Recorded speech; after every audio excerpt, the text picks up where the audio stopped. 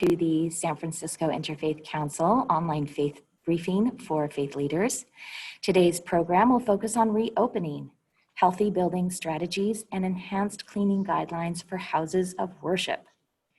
This event is hosted by the San Francisco Interfaith Council and supported by the Joint Information Center of the San Francisco COVID Command Center. Some housekeeping for you all today. Audio, video, and chat will be monitored and recorded for record keeping, training, and quality assurance. By default, all participants will be muted and video turned off to minimize distraction. To submit a question or comment, select the chat button at the bottom of your screen and send a message to Q&A. Your questions and comments will be collected and shared with the speakers after the meeting for their response. A reminder that everyone living and working in the city of San Francisco can get a COVID-19 test. To learn more about eligibility and details, please call 311 or visit sf.gov/gettestedsf. And ongoing stress from the pandemic, racial injustice, wildfires, and grief and loss are real. Maintaining our social connections can be a lifesaver. If you could use help managing feelings like depression and anxiety, reach out to the Mental Health Talk Line at 855-845-7415 or text the word HOME, H-O-M-E, to 741-741 and connect with a crisis counselor. Once again, welcome to the online briefing for faith leaders. And it is my great pleasure to hand it over to Michael Pappas, the Executive Director of the San Francisco Interfaith Council. Lynn, thank you. And we thank the whole team over at the COVID Command Center's virtual outreach team for your assistance. This is our 26th such program, and we couldn't do it without you. Good morning. I'm Michael Pappas, and on behalf of the San Francisco Interfaith Council, I want to welcome you to this morning's online briefing for faith leaders. In light of last week's revisions to San Francisco's health order, providing for an increase in the number of those who may congregate for indoor public worship, congregations are called to develop healthy building strategies to protect and ensure the safety of those who enter their facilities. In addition to monitoring and enforcing PPE, social distancing, and contact tracing, congregations will need to create sanitation plans for their facilities. Necessary considerations for these plans should include how COVID-19 is transmitted and moves in the environment, its lifespan on surfaces, and thus how to strategize effective sanitation protocols that can be realistically implemented within the houses of worship's budgets. To aid congregation leaders in planning for responsible reopening, this week's online briefing for faith leaders, hosted by the San Francisco Interfaith Council and supported by the COVID Command Center's Joint Information Center virtual outreach team, is devoted to healthy building strategies and enhanced cleaning guidelines. And with that, it gives me great pleasure to welcome the Chairman of the Board of the San Francisco Interfaith Council, Kaushik Roy. Thank you, Michael. Good morning. My name is Kaushik, and on behalf of the Board of Directors, I do want to welcome everyone to this morning's gathering. It feels like every Thursday when we get together, somehow the world feels a bit more absurd than the week before, and at least for me, that's certainly the case right now. So I know for those of us on the council board, it's always a great respite and opportunity to gather with all of you each Thursday morning. So thank you for being here. I want to give a special welcome to those of you who may be joining us for the very first time. Thank you for being here. At the beginning of each Interfaith Council event or meeting, we do have an Interfaith Council statement that we like to read, and I'll just go ahead and do that now. This is an interfaith community. Whatever our individual belief, it can be freely expressed here with no apologies. If we are invited to offer a prayer in this setting, it should be offered according to the tradition with which we identify. If we are invited to speak on a subject from the perspective of our tradition, we are free to do so without fear of offending those who come from another tradition.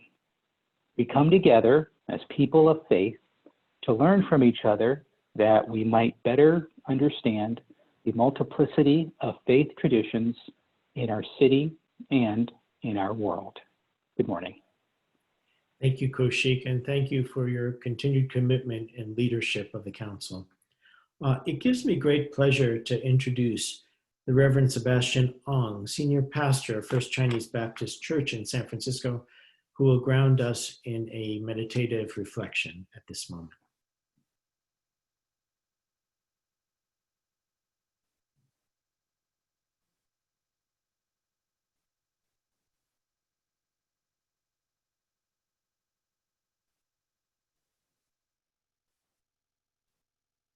Pastor Ong, we need you to unmute. Thank you. There we go. Good morning. My name is Sebastian, Pastor Sebastian. I'm the senior pastor at First Chinese Baptist Church in San Francisco. It's my great privilege to share the morning devotion with you at this time. I want to just kind of talk a little bit about the two Bible verses that spoke to me a few mornings ago. So I'm going to read to you. My heart is firmly fixed, O God. My heart is fixed. I will sing and make melody. And this is taken from the book of Psalms 108, verse 1. And so I'm thinking, all right, my heart is fixed. Fixed on what? Maybe my heart is fixed on a rock. My heart is rock solid. And I go on ahead and read this passage from the Gospel of Luke. Jesus taught us, saying, everyone who comes to me and listens to my words and acts on them, I will show you what such a person is like.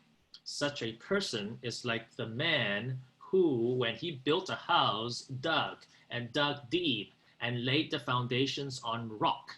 When the river was in flood, it bore down on that house, but could not shake it. It was so well built. But someone who listens and does nothing is like the man who built a house on soil with no foundations. As soon as the river bore down on it, it collapsed. And what a ruin that house became. And I just kind of thought that, this passage is telling me, at least for me, that if I were to just follow my Lord and do what he says, I will truly become my own self, which is the true self, which is therefore rock solid, meaning that I am sure of my principles, I'm sure of my values, and I am firm.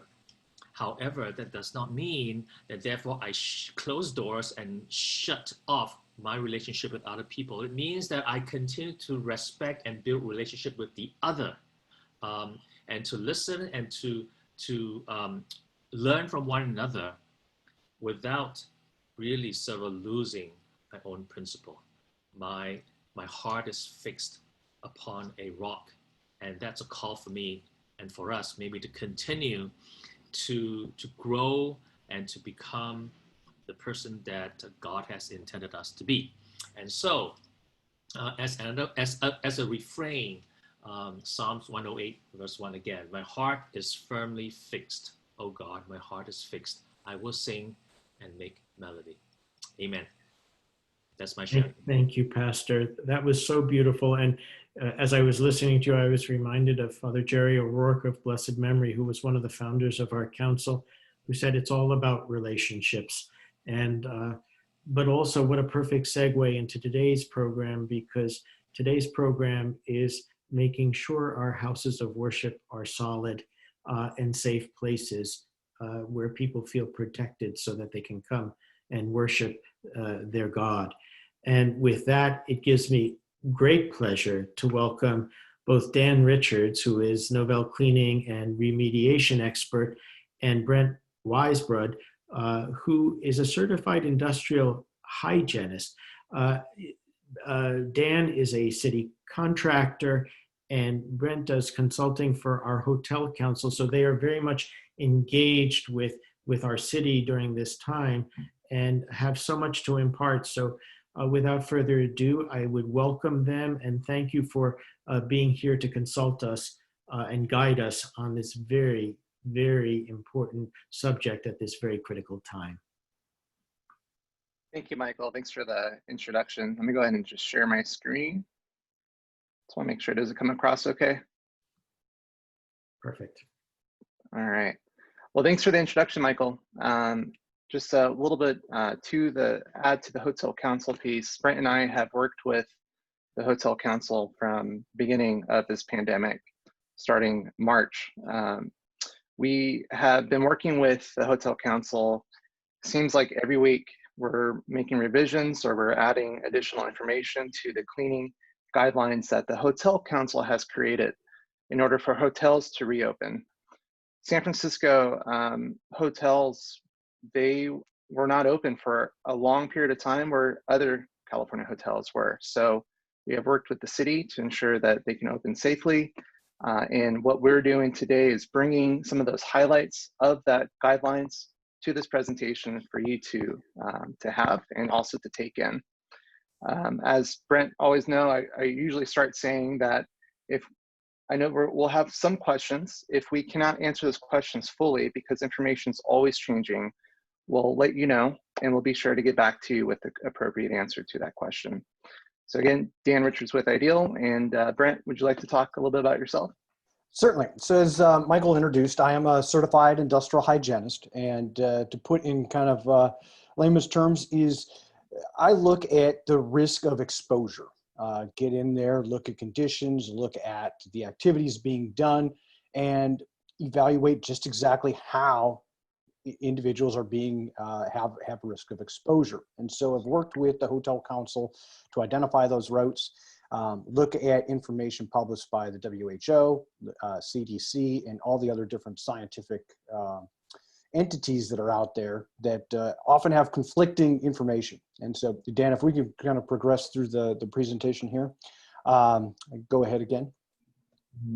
So that's kind of my role is to kind of try to make sense. So to kind of relate, I coach baseball, and you know, to get the kids involved, it's really teaching them the why behind things that really buys in. So I think the very first thing to understand here with COVID-19 is the modes of transmission. How does the disease perpetuate within, you know, pass from human to human? There's three modes.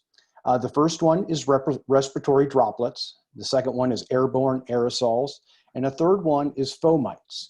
So the respiratory droplets are real close contact. That's why we have the 6-foot physical distancing. Airborne aerosols, CDC confirmed just the other day, again, that it is aerosolized, and so it can stay in the air in confined areas without ventilation. And then the third one we've all heard about is fomites, or surface-to-surface contact. In other words, I sneeze on a door handle, you touch the door handle, you touch your face, you introduce it to yourself. Those are the three ways that COVID is transmitted from human to human. So, Dan, can we go forward one?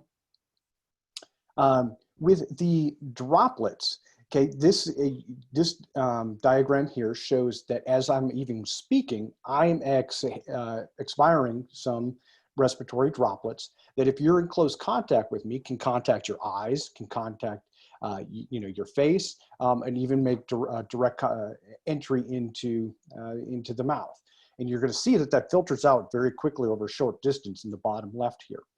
The reason being is that they're in saliva.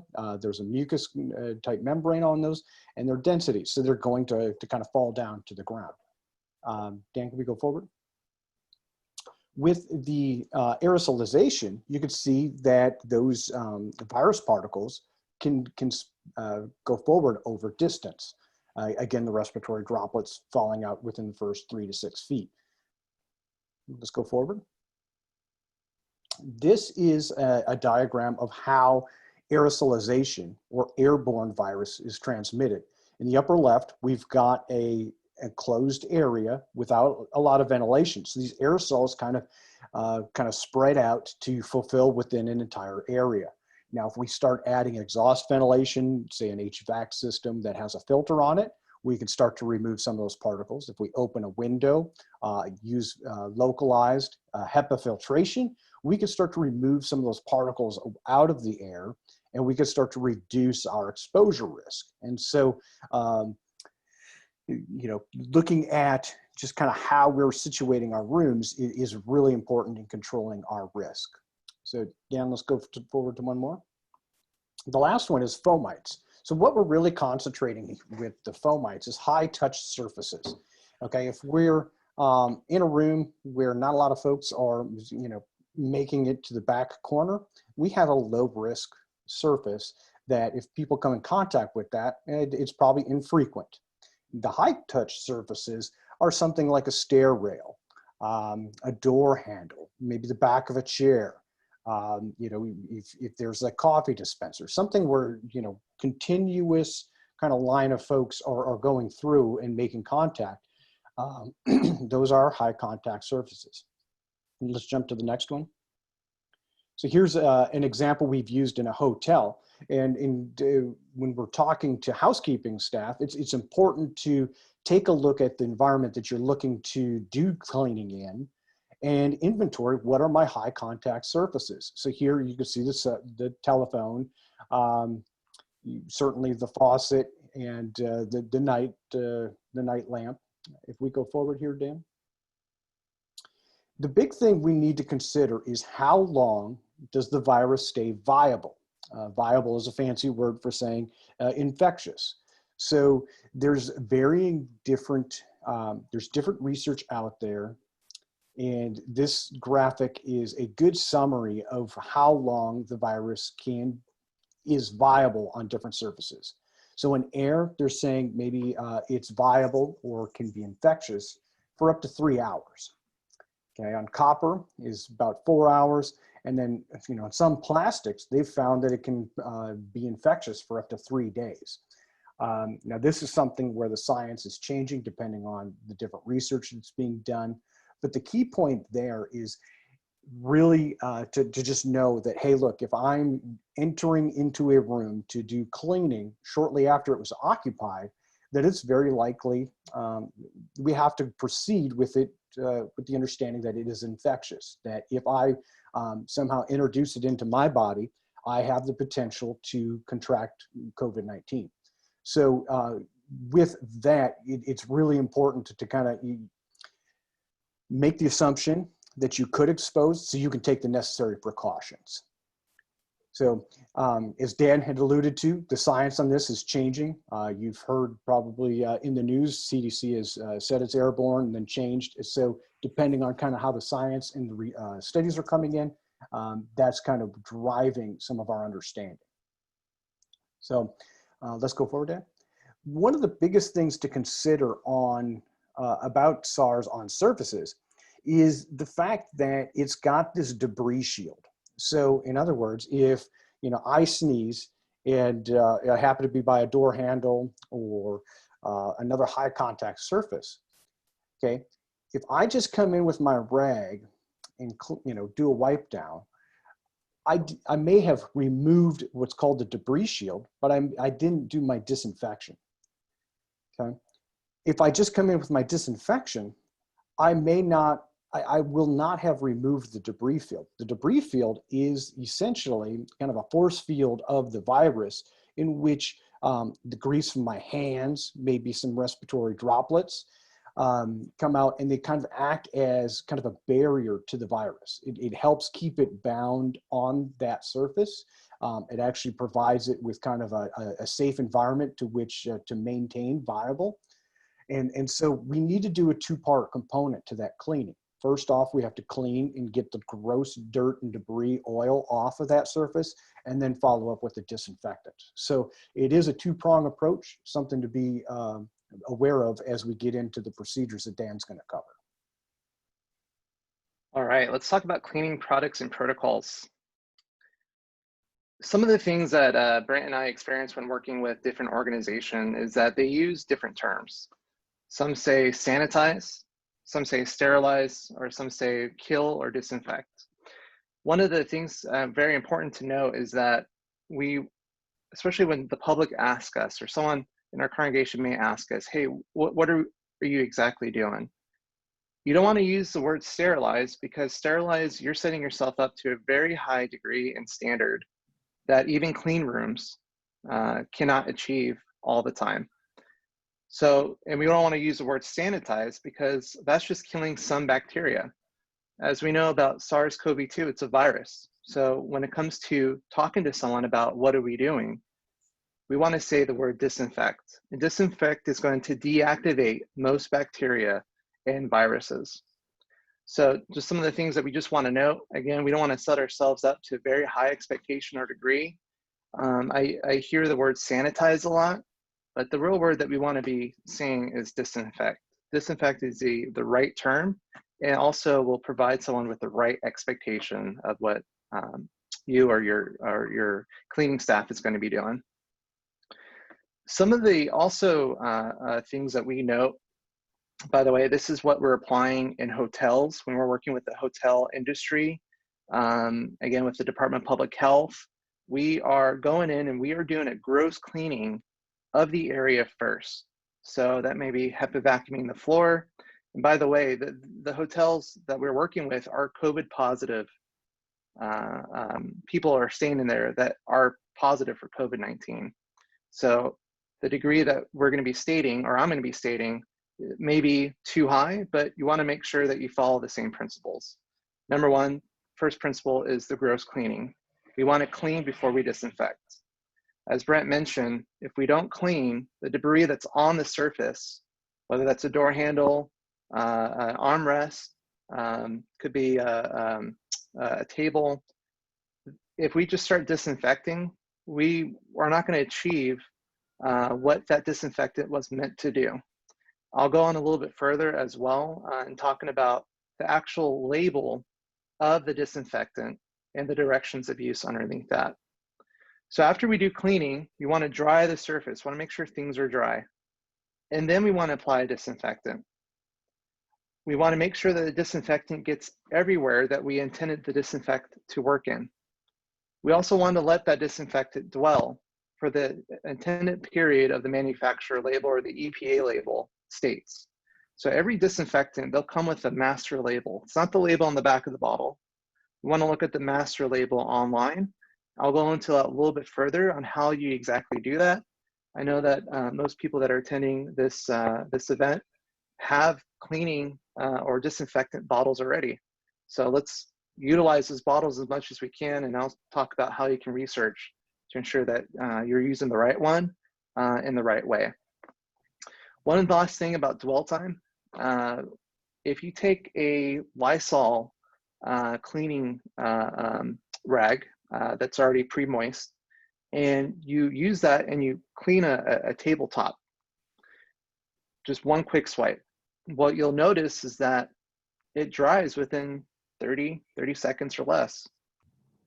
In order for it to disinfect, that dwell time could be 5 minutes, could be 10 minutes. So what that means is that you continuously have to wet that surface for 5 minutes or 10 minutes, which is a lot.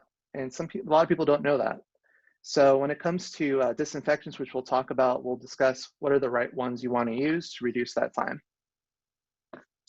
So the EPA, as we know, came out with a List N. And that List N is approved solutions for SARS-CoV-2, the virus that leads to COVID-19. With a disinfection, as you select one, again, you want to look at the master label, because we don't want to sit there for 5 or 10 minutes watching, making sure it's doing its work. It makes sense for us to choose the lowest dwell time. What's a 1 minute dwell time? What's a 30-second dwell time? Are they out there?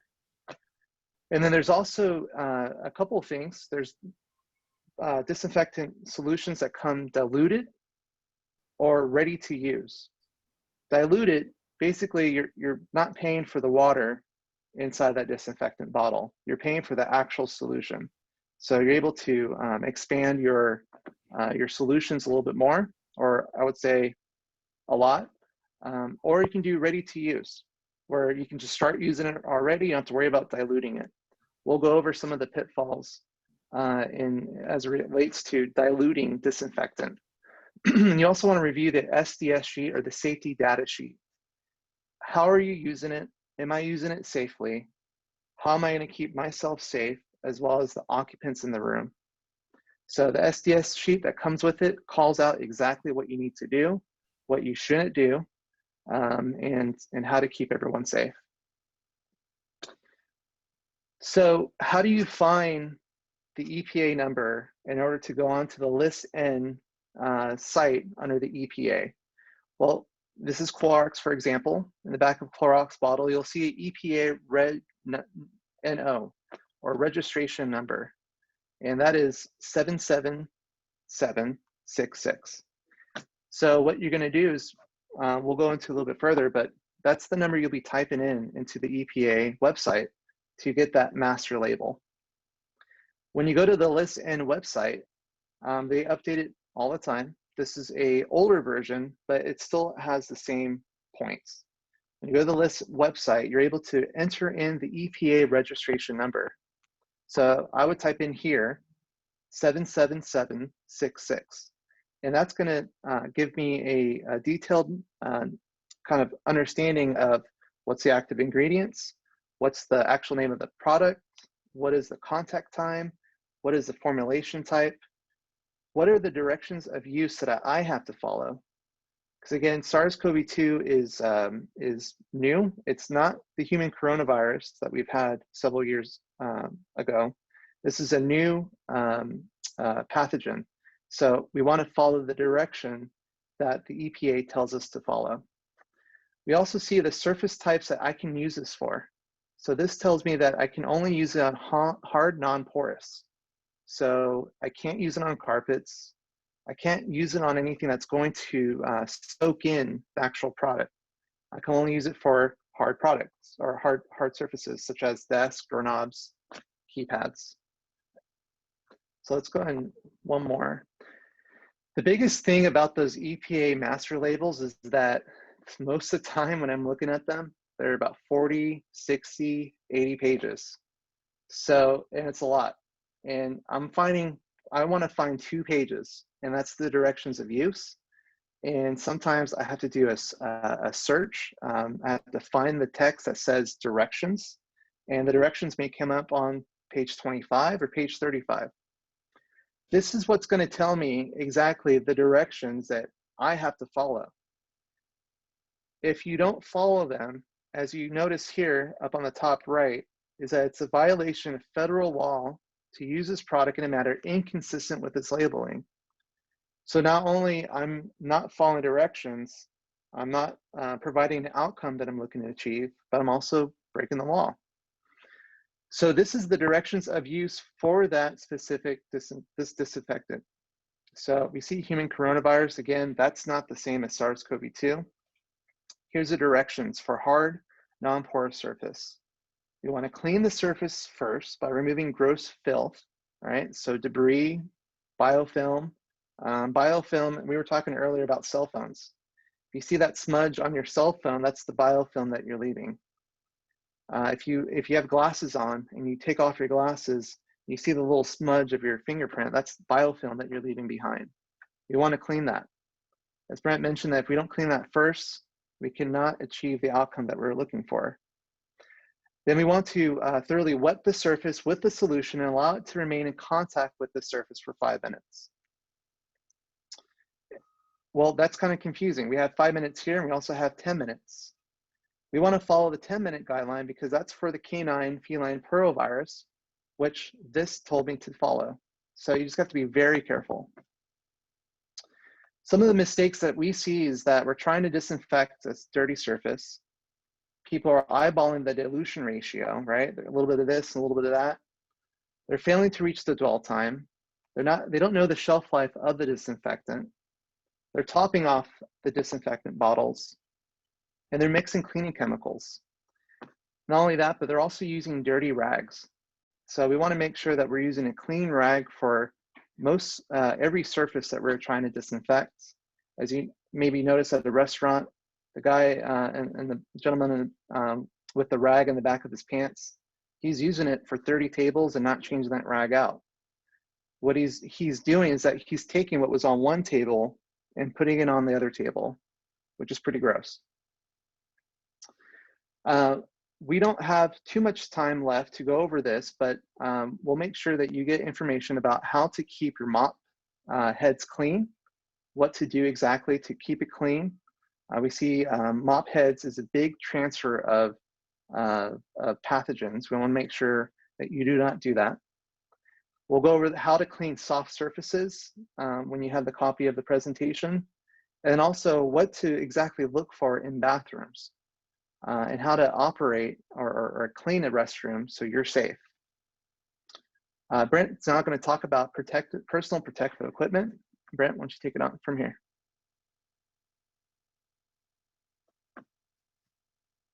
It looks like you're on mute.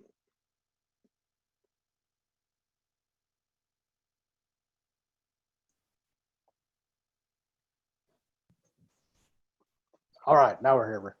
So we're doing the cleaning. You've probably heard the phrase PPE, personal protective equipment. And the idea is if we can avoid exposure, that's the best control measure. Now, we don't need our PPE. However, if we're in and we're cleaning, we need to take some level of precautions, whether it's gloves, certainly a face covering, to make sure that we're not putting ourselves in harm's way. And so one of the things that we're going to look at, let's go ahead to the next slide here, Dan. I think we've got, go again. I'd like to just get into the risk assessment and what we've got. We've got gloves, we've got face shields, booties, a lot of different things at our disposal, and want to take the time to kind of give you the tools to assess what it is that you need. So if we go back, we stay on the slide, Dan, but think back into the presentation about how we were talking about how long the virus is viable. We said it's about 3 hours in air and up to 3 days on surfaces. So if you're going in and you're going to be cleaning a room, let's just use a restroom, for example, and you know it was been occupied, say, within the last 2 hours, you have to assume that there might be some airborne aerosols in there and that you should take the necessary precautions, maybe using an N95 or some other filtering particulate filtering respirator. So if you can, you want to prevent going into certain areas, you know, until after that 3 hour part. And now we can remove that respiratory PPE component. The other component, we saw that it can live on surfaces for up to 3 days. So if we're going to be going in and we're going to be doing a gross cleaning and then a disinfecting of surfaces, we want to make sure we're wearing our gloves, probably some protective eyewear, a face shield if you've got one, something that kind of protects the openings, your eyes, your mouth, your nose, and then your hands as well. As you go into this, one thing to kind of make sure is if you're spraying a spray bottle onto a surface, you're not directly spraying directly onto the surface and kind of creating another airborne cloud of dust or particulate. Kind of mist it back on there, or better yet, spray it directly onto a rag and then onto it. That's going to prevent creation of some airborne aerosols. So the big things here is gloves. If you're wearing gloves, it's just like your hand. You still have to take precautions and not necessarily touch your face or other surfaces. Be mindful. I think one of the biggest misconceptions I get is once you have this PPE on, you become Superman or Wonder Woman, and you're kind of invincible, so to speak, with the virus. You still have to maintain that, you know, where you're touching, how you're contacting, and how you're behaving with that. But this matrix here is something that you should be developing on an individual basis and just looking at what is it, what activity are you going to be doing? You know, do you have a high risk of exposure to an airborne aerosol, or is it a low risk? Do I have a potential to kind of re-aerosolize and disturb what's settled onto a surface, or am I taking precautions to minimize that? The lower you get that risk, kind of the better off you are in reducing the risk of potentially contracting the COVID-19. Let's go forward here, Dan. All right, do you want to take the over here, Dan? Yeah, so I'm going to talk about working with providers. One thing I just want to note, we mentioned about the different types of environments, whether it's soft surfaces or bathrooms. The SCS sheet will also come out with the directions of how to protect yourself. but this is a very recommended matrix on which PPE that you should be having, just because this is updated. Those master labels, they may not have been updated. So as you see the SDS sheet, you may see that it doesn't require eye protection or N95 respirator. But for what we're dealing with, if you are doing detailed cleaning, we would definitely recommend the N95 or a respirator. Also, the directions underneath the EPA master label will come out how to clean a restroom effectively. It'll give you the directions. And a lot of people make the mistakes of not reading the directions. I'm at fault when it comes to IKEA furniture. I'm like, no, I got it. I have a good idea. And my wife gets mad at me because I usually build it wrong. But let's read the directions of use under that master label to where you're able to clean that room effectively. To go over working with providers, another big thing that we see is a problem is that because of this pandemic, a lot of different organizations have come out of the woodwork or come out of overnight saying, oh, yep, I can keep your place clean. I can sanitize, right? They'll use that word. I can sterilize. We want to make sure that whoever we are employing, if we cannot do it internally, is that that company has pollution liability insurance with no exclusion for viruses or communicable diseases. What that means is that if they have pollution liability, but the virus or communicable diseases are excluded, if they do something wrong and as a result someone gets sick, maybe possibly passes away, in terms of insurance-wise or legal, they won't be stuck holding the bag. You will be stuck holding the bag. So it's very important to make sure that you're employing someone that has pollution liability with no exclusions. So if something does occur, they're at fault and their insurance will take care of it and not you. A couple of things to note is as we have fire drills, we want to make sure you have a COVID-19 reaction drill. Someone calls you and says, hey, I've been in contact with someone or I am confirmed to have COVID-19. You want to have a drill on what to do, especially if you know where that person's been. The presentation that we sent out will talk a little bit further about this. Essentially, you just want to make sure that you identify the path of travel. You want to isolate those areas so no one else goes into those areas. You want to make the decision of, am I going to do this internally or am I going to hire an outside company to do this? You want to identify the high touch surfaces. So just like with the hotel, where we see all the different points of high touch surfaces, you also want to create a list of high touch surfaces that you need to disinfect, clean and disinfect. So each time with your team, when they go out there, they're following the same regimen. Again, just some of the buyers beware, just make sure you choose a company that has the proper insurance and someone that uses the right terms when they're talking to you. All right, we don't want to hear the word sanitize or sterilize or eradicate or kill. We want to hear the word deactivate. Disinfecting is only guaranteeing a moment in time.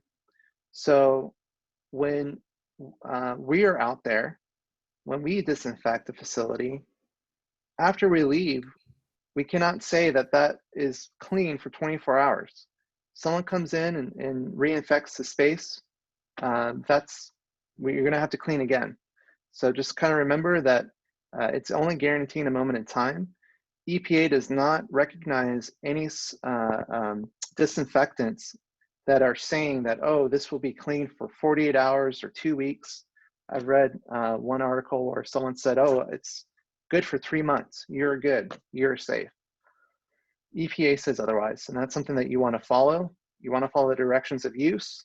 You want to make sure your team is following the directions and that you're keeping yourself safe, your team safe, as well as the people that come into your congregation safe. And Michael, and that's it. That's the end.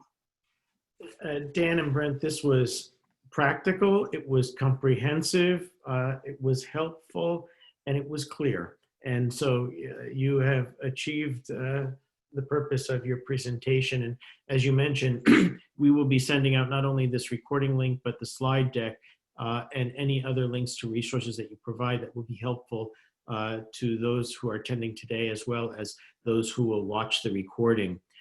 We traditionally have 3 panelists from the faith community who are engaged with the theme of the day, in the trenches, and we are very pleased to present them today. The first is Gordon Gladstone. He's the Executive Director of Congregation Cherith Israel. Gordon, as I said, you're on the front lines. Can you tell us how you are addressing these matters at Congregation Cherith Israel, challenges, success stories in the 5 minutes that you've got, and then pose a question to Dan and Brent for a response? Yeah, thank you. Thanks for inviting me. Delighted to be here. I probably, like a lot of my colleagues, we have facilities that are still largely closed. So the general public moving in and out of the building at this stage is not something that we have to grapple with. I don't have hundreds of people using the restrooms. I don't have hundreds of people grabbing the handrails and things like that. So really what we're limited to is thinking about our staff and how to keep them safe. We are fortunate in as much as in an older building built long before the fashion for open offices, we have a lot of offices that have solid oak doors, and therefore people have isolated space to work in. So largely it's a question for us of thinking about the common areas, and we spend a lot of time sort of thinking about the ventilation of those spaces more than how much Lysol can we pour on them. So, and I think going down the line, we anticipate there'll be a moment where the county enables us to worship in place. Right now, the current guidelines essentially say, yes, you can gather, but no singing and no chanting, which for a lot of faith communities is akin to saying, don't gather. So we are not gathering in that fashion. I would say the question I would pose is, given, and I'm sure people have seen the article in The Atlantic from a few weeks ago entitled Hygiene Theater. And, the basic challenge of the article, and I think the one that resonated for me is that there are almost, no documented cases of fomite transmission. Akin to outdoor transmission, it seems to be exceedingly rare, and it only takes place in very unusual circumstances. And on the flip side, it seems like everybody in the world out there right now is trying to sell me a fogging device that will sanitize anything you point it at. Many of my colleagues across the country have been pushed into buying these things. Some of them have discovered that these things leave residues on their prized woodwork that they can't figure out how to get off, which, as I sit below a, sanctuary built in 1904 with Honduran mahogany that is irreplaceable because it's a tree that's extinct, it gives me great pause to even think about these things. Plus, most of my sanctuary interior is soft surfaces, upon which these viruses, even on a good day, wouldn't do well. So, I would say I am curious to the degree that, and I appreciate that you guys are coming from the hotel world, and that's very different because modern hotels have a lot of hard surfaces because they're designed to be cleaned very easily. But for those of us with older buildings, and we've got these door-to-door salesmen, and they want to sell a fogging device, and there is I think a natural desire on the part of the leadership of these congregations to be doing something to demonstrate that we are doing something. And I would much rather, be strategic about it. From my position, it looks like an investment in ventilation is going to yield much more bang for the buck and much more safety than having my custodial team go out there with a toothbrush and clean every pew. So I'm curious as to your reactions to those ideas. Gordon, you've covered a lot of good stuff right there. And I would second your direction in targeting ventilation as the precautionary control. One thing you want to do when you're looking at ventilation is looking at HEPA filtration, high efficiency particulate air. It's got to have that stamp on there. I want to go back into fogging and what that is. And the intent of fogging is to try to knock aerosols out of the air. And so you've probably seen footage of folks taking these and kind of misting the air. And what the intent is to get a precipitative effect and grab any aerosols that are in the air, which is why they're spraying all over the place, which is why you get your subsequent residue. But it essentially takes those particulates and then it settles onto a surface.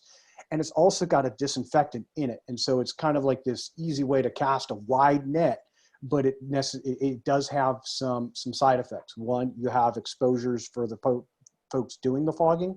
And then two, you've got potential damage to any surfaces that residue now precipitates upon.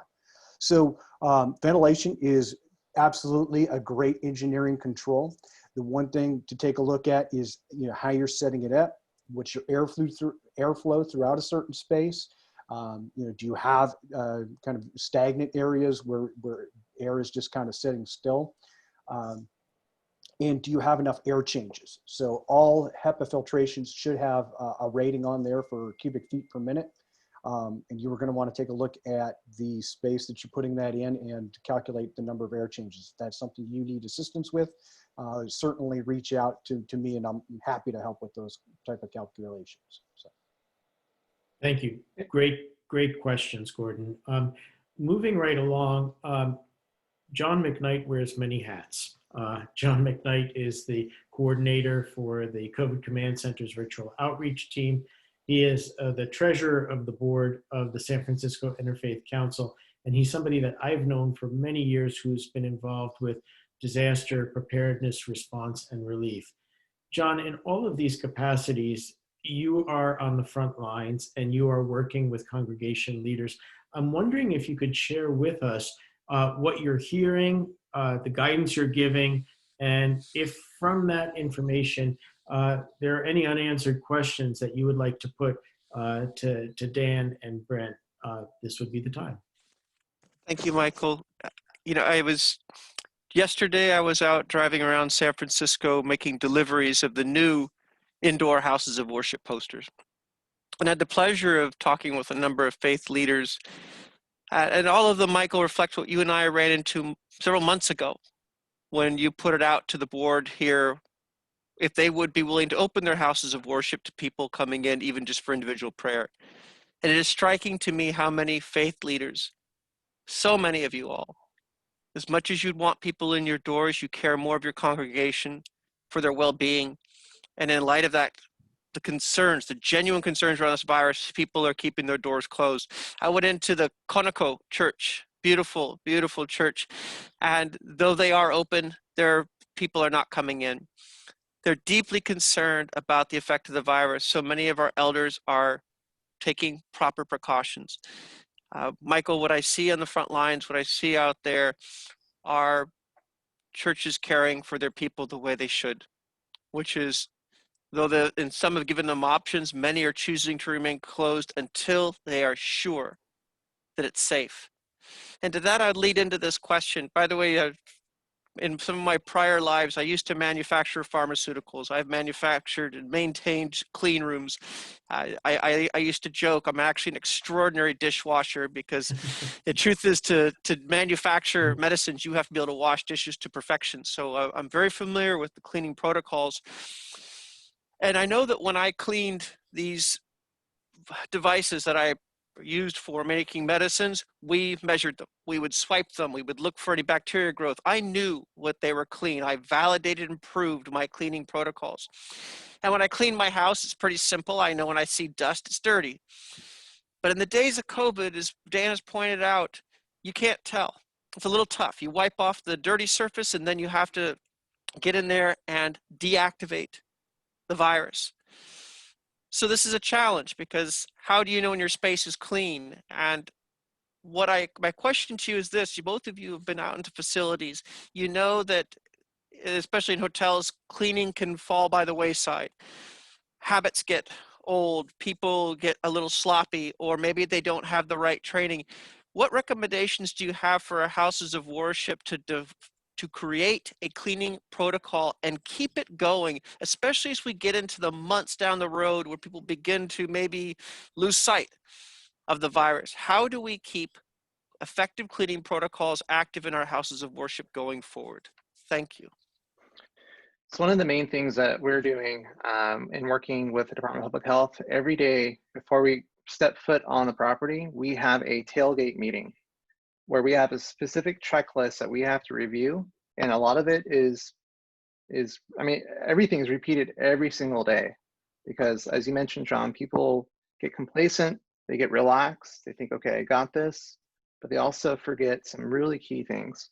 So the number one that I would recommend for people, for the congregations, is to have that checklist that you're reviewing once a week or every day, or as many times people are coming in, or many times that you're going to be cleaning and disinfecting. Review that checklist with them, make sure they fully understand. And there's also different organizations that are out there that can go through or help them become certified, to go into a broader understanding, to know how to clean and disinfect an area. So that's the number one thing I would recommend. And to me, that's the most practical.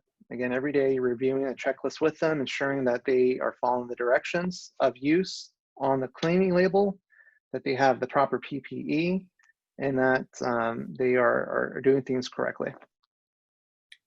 Brent, did you want to add anything to that?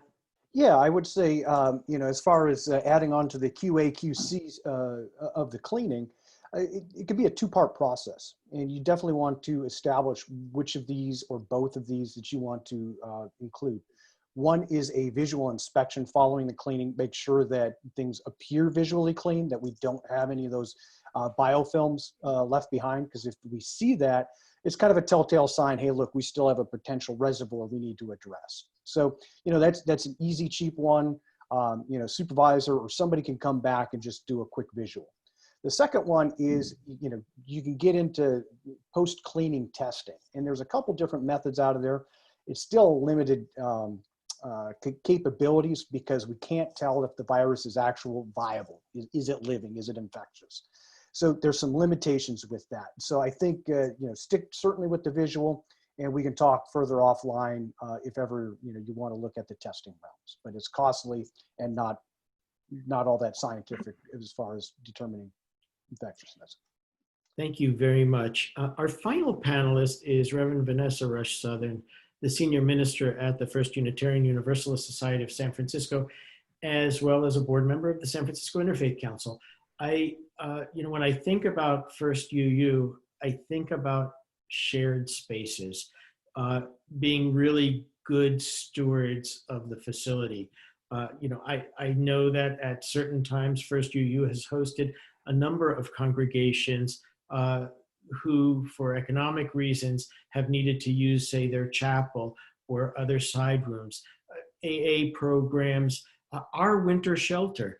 And Vanessa, I can only imagine the conversations that are going on around the board table and with your staff on these issues as you're looking ahead as well as now. And I'm just wondering, with that context, if you can give us some thoughts as to what's going through your mind as the senior pastor and what's coming out of the conversations, and then ask the burning question.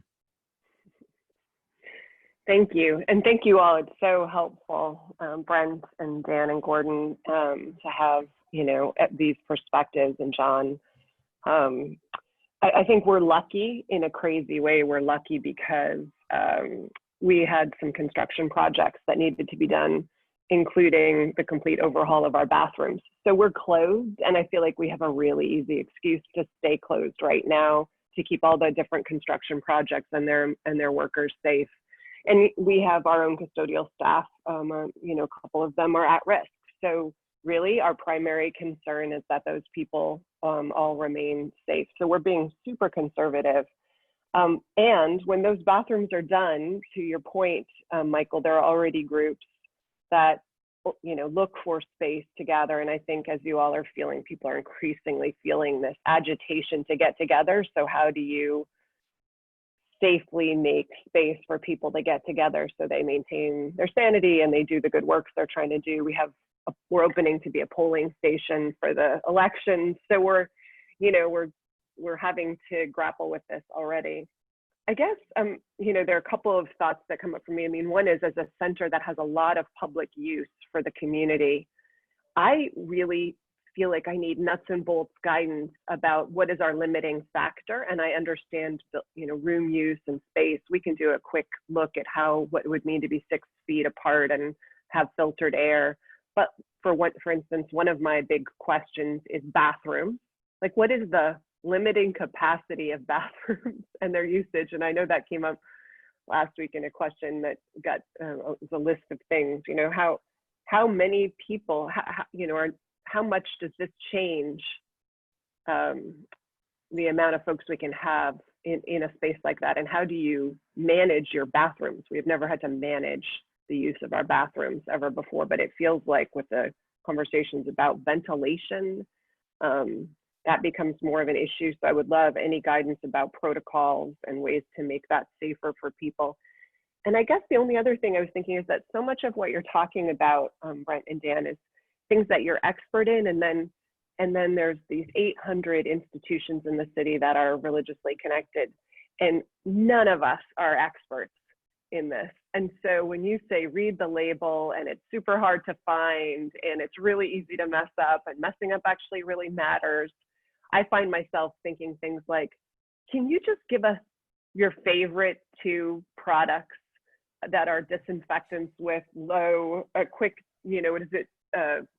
what was the word, kind of remaining time, that are widely accessible? Like, I would love for you to share that information with us if that doesn't feel like it's proprietary, because otherwise we're relying on all of us well-meaning folks to figure it out. And I just worry about that for us. I would so much rather have really great guidance from people who know what they're doing.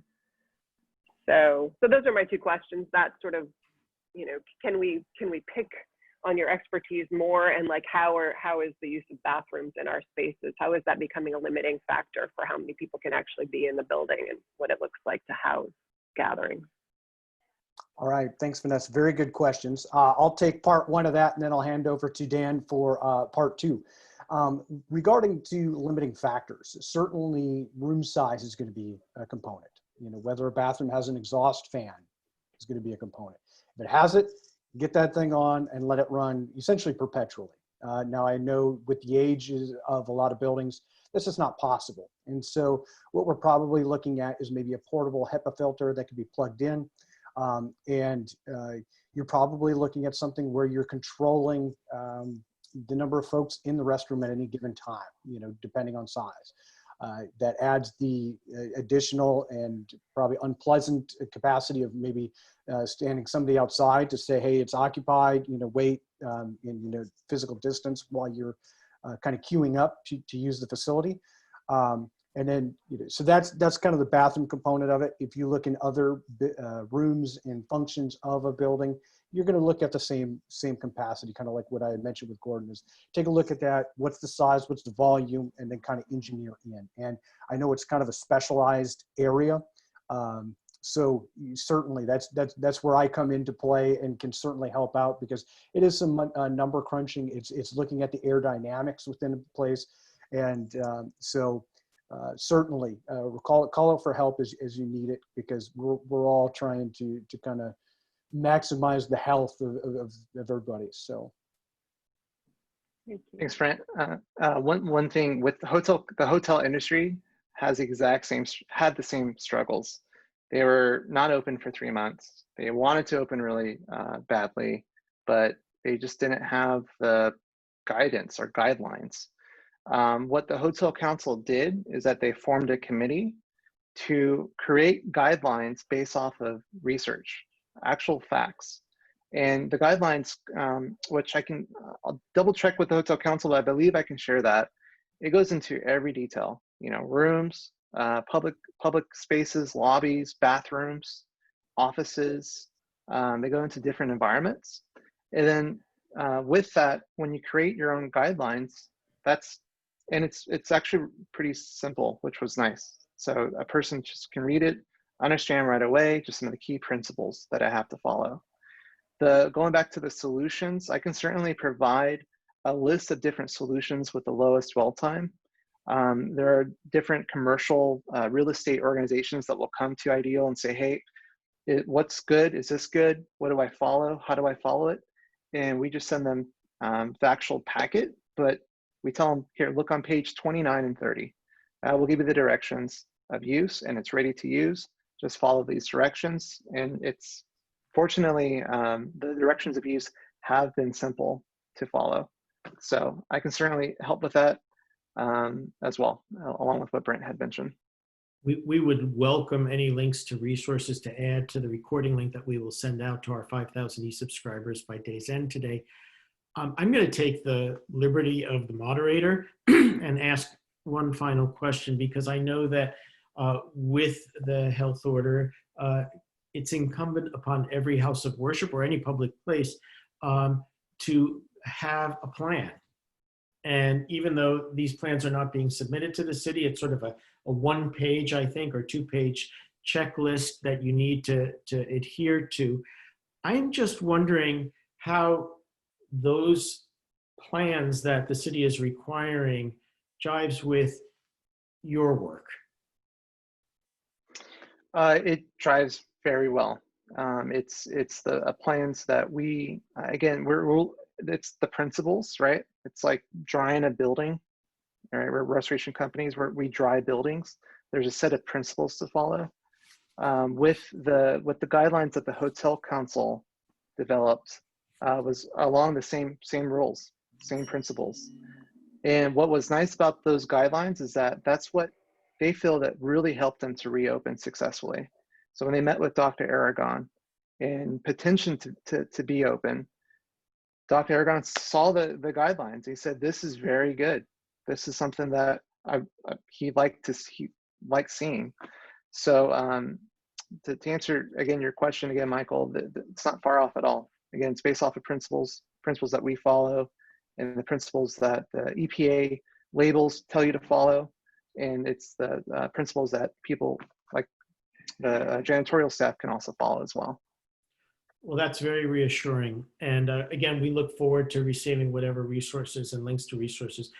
I want to thank you both, Dan and Brent, for the concise, articulate, helpful presentation you made, and also for being disciplined, you as well as Gordon and Vanessa and John, because we were able to do everything that we needed to do within the course of an hour, and gave me the luxury of asking a question, which I don't usually get a chance to do. So we thank you all, as well as Pastor Ong and Kaushik. And as we're saying thank yous, I would feel remiss if I did not thank the San Francisco Interfaith Council's Administrative Program Associate, Cynthia Zambucas, and our COVID Command Center Joint Information Center Virtual Outreach Team. Again, John is the coordinator, but our producer, Lynn Mays, who's been assisted by leads Sharon Walton and Hafisa Salebai. We thank you all, because I know that your work is critical to us being able to convey this information. We ask that you please join us next week. We are awaiting confirmation, so this might be premature, but we hope to be welcoming the Speaker of the House of Representatives, Nancy Pelosi, who will speak to us regarding the HEROES Act, as well as other developments of legislation that's in Congress right now to offer economic relief and other sorts of relief to those, and health relief to those who are suffering from the COVID. Again, we will keep you apprised once we get that final confirmation. God bless you all, and thank you for continuing to join us. This concludes today's program, and again, we look forward to seeing you next week.